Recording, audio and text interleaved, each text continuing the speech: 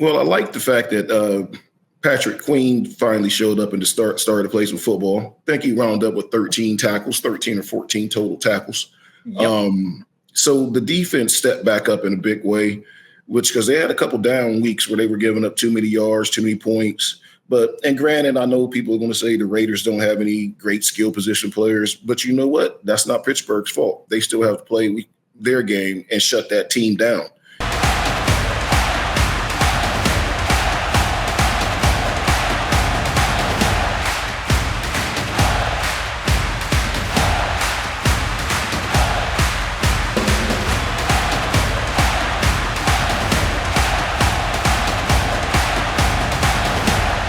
Welcome to Six Rings and Counting. I'm your host, Corey Idle, and joining me as always, the man Mike Tomlin named as Week 12 starting quarterback, Mr. Lou Willard. Lou, how we doing? I can't complain, man. How's it going today? I'm living the dream. Coming off a big victory this past weekend here, 32-13 over the Las Vegas Raiders. Dude, I call them Oakland almost every time still. That's because that's what they should be. You know that's right. But it's cool to have a team out there, though. Yeah, it's pretty cool. I don't mind it. But Oakland just had a different feel to it. The toughness of Oakland, the hardness of Oakland. It was just different. Team stats, as we like to do here. I'm just going to read the Steelers because this one isn't as bad as it was against Cowboys. Total yards, 293, passing yards, 110, rushing, 183, 4.7 yards per play, 18 first downs. Third down efficiency is still down as far as I am concerned, 4 of 13. Fourth down, 1 for 1, 62 total plays, 3 sacks, 3 punts, 7 penalties. That's still way too high for 50 yards. No fumbles, no interceptions. Love that stat line. And a time of possession of 31-51 compared to the Raiders at 28-09. Yep. Lou, got a lot of things going on with this game. We got even more things going on outside of the game. So yeah, with both teams. Yeah, exactly. Let's get into this week. Yeah. Let's get into this real quick with the Raiders. What'd you see here? What did you like? What did you dislike? Well, I like the fact that Patrick Queen finally showed up and started to play some football. I think he wound up with 13 tackles, 13 or 14 total tackles. Yep. So the defense stepped back up in a big way, because they had a couple down weeks where they were giving up too many yards, too many points. And granted, I know people are going to say the Raiders don't have any great skill position players, but you know what? That's not Pittsburgh's fault. They still have to play their game and shut that team down. And that's exactly what they did. They gave up the first drive, so it wasn't looking like it was going to be a great day when they let them go right down the field and score. But they made that adjustment. Then they gave up a garbage touchdown at the very end of the game, maybe with 2 minutes left or something like that. But the game was already out of hand. It was already 32-7. So defensively, we got 3 more turnovers, blocked a punt, and that's a script for winning football games week in and week out. But the problem leads me to the offense. You're not going to get 3 turnovers and block a punt every week. So even though we scored 32, we took advantage of some of that, but we're still leaving a lot of plays on the field, man. Najee had a good game. He ran hard this game, because remember how we talked about him last game? He just didn't had the energy, like he had dead legs. But this game, he ran really hard. He was really effective. Justin Fields is continuing to play, in my opinion, really consistent as far as mixing up his runs and throws. He is still missing some open receivers, which, that'll lead us down the road to further conversations. But we still got to find a number 2 wide receiver. I like the fact that we gave George Pickens 8 targets, but he only caught 3 of them. So were they off? Were the throws off? Did he drop them? Something's going on there where we're not connecting with him enough still. And these are the games that you have to win because of the last 8 games of that schedule. Even though Cleveland looks like they're starting to tank, that still leaves 6 of the last 8 games that's going to be really competitive. And let's face it, Cleveland's going to be competitive with Pittsburgh anyway, especially in Cleveland. So you got to win these type of games. Like they have a big game coming up this week. That to me is a huge game. It's a night prime time. It's at home. I look for the defense to be flying around. So I like what I saw. I like what I saw Sunday. I saw what I expected to see Sunday for a change. Yeah, I tell you what, Lou, you are the master of segues. For those of you taking notes at home, this is how you do it. I was in debate in high school, and they called me the master debater because I was so good at it, and I did it all the time. But, dude, you can segue like it's nobody's business. You alluded to a couple things we're about to talk about here. First and foremost, we have to bring this up. Obviously, this is the news around Pittsburgh right now. The team announced that Russell Wilson will be our starting quarterback heading into the game this week against the Jets. Needless to say, social media was not happy. Fire Tomlin was the #1 trending hashtag on Twitter yesterday. Now, I don't advocate for firing Twitter or firing Tomlin because of this move. However, Lou, this is a big risk for people who like to remain employed. It better work. And the thing is, he didn't officially name him the starter yet. He said the door's open for him to start. But if he wasn't switching, I don't think that even would have came up like that. And he tried to tell us that it's not because of anything Justin Fields has done or not done. Mm-hmm. Well, I love you, Mike, but that's not exactly true either. It's not a lie, but it's not true. It's right there in the middle. He's playing a great politician role right now. Yeah, but because you can't tell me if Justin Fields had connected on some of those open receivers that he didn't even make the throw to, or Pittsburgh 6-0, he's not having this conversation. He'd have shut it down as soon as they asked him, what about Russ? We're 6-0, we're winning. There's no sense in changing anything. But they still see some stuff that's missing in that passing game that they feel like Russ can give them. My question is, the line is banged up. Mm-hmm. Can Russ move? And I still look for him to play both quarterbacks. Even if Russell plays, I look for them to put Fields in on some packages. That's what everybody was wanting to see. And to Tomlin's defense, he has always stated Russell Wilson was QB1. He's never wavered from that. So I'll give him credit for that, because a lot of coaches would have caved or changed their story or done something. But he's always said the same thing. Russell Wilson is a QB1. He's still in the driver's seat, and he's going to get a chance to play. And now here we go. Even though I'm like, I just disagree with it right now. And hopefully I'm wrong and he's right, which he knows he's forgotten more football than I'll ever know. But at the same time, this has to hit. I just worry about Russ's mobility behind an offensive line that's going to be starting at least 3 backups because of injuries. Well, yeah, my first thought was very similar. Justin is coming off a game with 11 rushes, 59 yards, and 2 touchdowns rushing. Russ is not going to give you that on a consistent basis. Justin will. If you want to play, it seems to me that the Pittsburgh Steelers, because we're the Pittsburgh Steelers, we're going to run first, we're going to run hard, and when we have to pass, we'll make our passes. But we're a physical football team. That's where our strengths lie. Oh, yeah.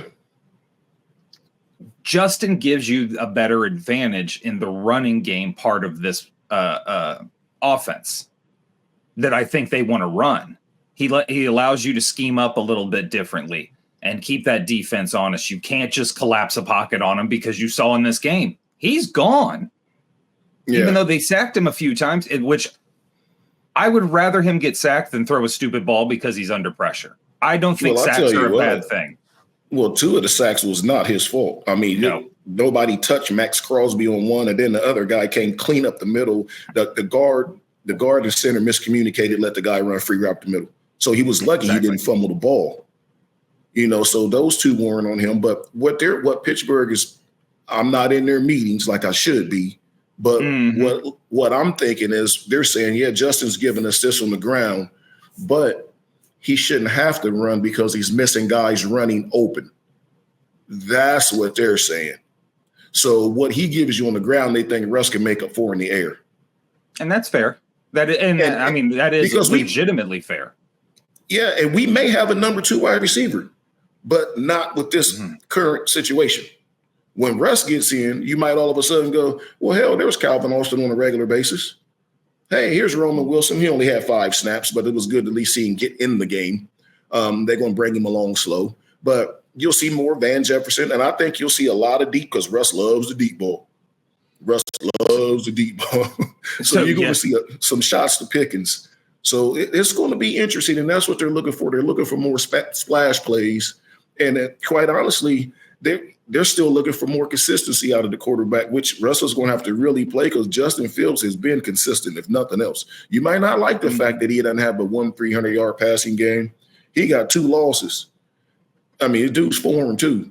And the Dallas game was not his fault. The defense gave up 2 15-plus play drives in the fourth quarter and a touchdown with 20 seconds left to win it. They stopped that drive.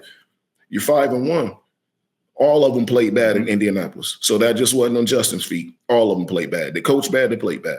So they got to be looking for more splash on offense, looking to get that point total up because they're not averaging a lot of points. And to get out of the AFC, you're going to have to score points.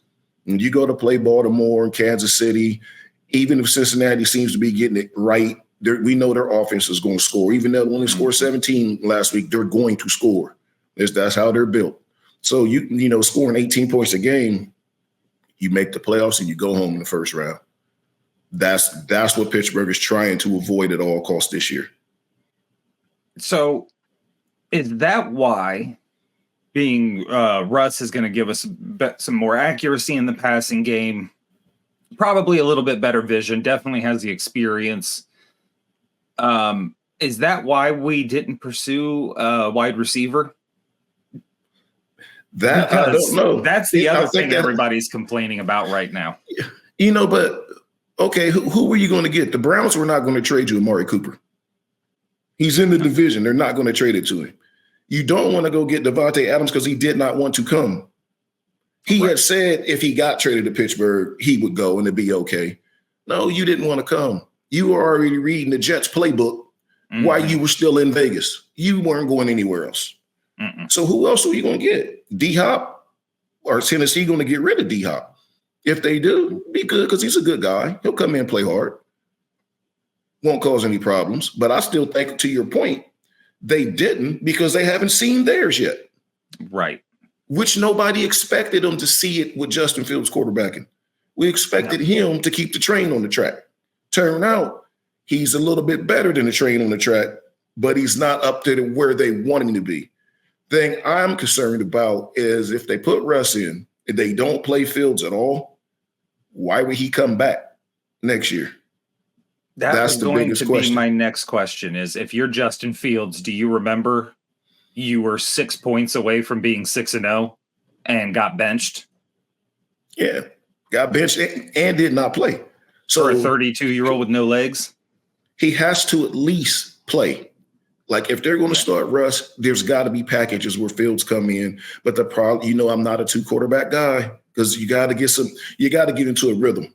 If you start bad, you got to be allowed to play your way out of it. Oh, absolutely. And if you're doing great, what they taking you out for? So I'm not a fan of the 2-quarterback thing, but I guarantee you there'll be some packages once they get inside the 20 or something like that. There'll be short yardage packages, but you have all that now. Yeah. He's already on the field. So I'm kind of arguing against myself, but I'm still going back to the point of I would not change the quarterback. That being said, the head coach has not changed what he said since they signed Russell. They signed him 48 hours apart. No, 24 hours apart. I mean, it was back-to-back. Yeah. But when they got Russ, they said he's unquestionable QB1.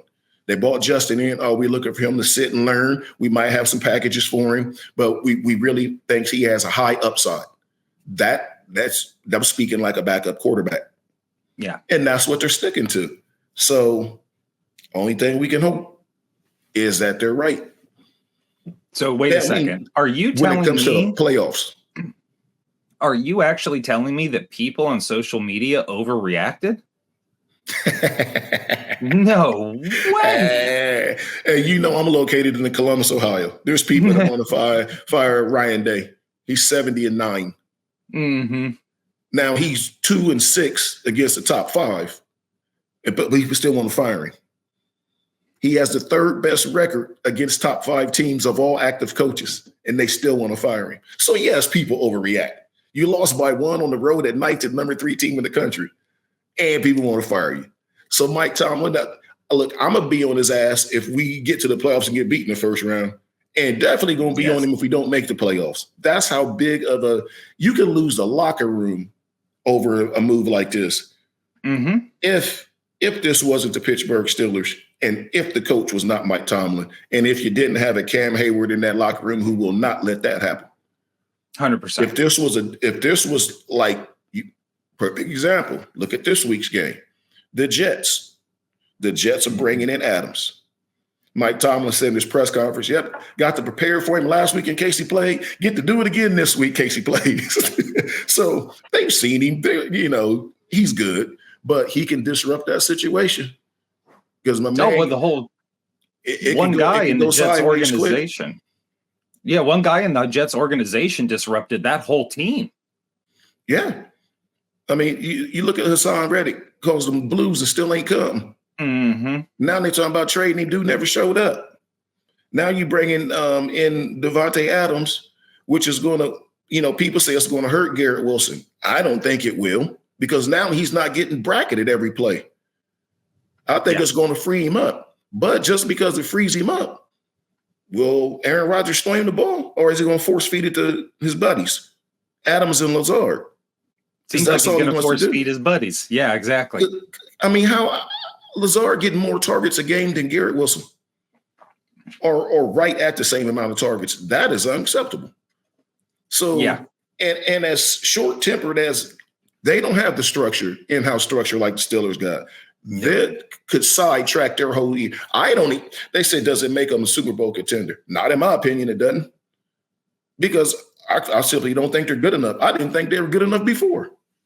No. They just got all the hype and got all these primetime games. That don't make you good. No. Dallas keep playing them, and they're not good. Beat the Steelers, but they're not good. They can't stay within 30 points of a team at home. We should have played them in Dallas, we'd have beat them. For real. Jerry Jones out here trying to fire public radio people. For asking him questions. On his radio show. Stupid. So if you think you got it bad, Steelers fans, it could be a lot worse. A lot worse. You could be in Carolina, you could be in Dallas, you could be in you could be any of the New York Cleveland. teams. Cleveland's given up on just life. I don't know, man. It seems to me like the Steelers, the New England Patriots had a saying when Belichick was coaching, because he made some wild moves back in the day, and everybody would say, "In Bill we trust." That's right. Whatever he's winning, you got to stick with it. I know the playoffs are a thing, the wins are a thing. However, I think Mike deserves a little bit of trust from us in knowing what he's doing, his control of the team. We talk a lot on this team about Arthur Smith and this guy, and Mike's not doing this, and he's hiring his friends. That's talking. Mike is a legitimate, good football coach, if not great, if not first ballot Hall of Fame kind of football coach. He's easily a top 2 or 3 coach in this league, year in and year out. I mean, you put guys up just off the top of your head. I got to give it to Andy Reid right now. I mean, because who else? Who else is Andy Reid? In my opinion, is Andy Reid, Tomlin, and Harbaugh. What Harbaugh from the Ravens and Andy Reid have that Mike doesn't is playoff wins. Yep. That's what's missing. That's why he's only in that top 3 to 5 conversation. Because you even got to give it to McDermott from the Bills. Those boys are winning playoff games. I mean, they don't look great right now, but they're playing to get to the playoffs. So, and every team you just mentioned has a strong quarterback.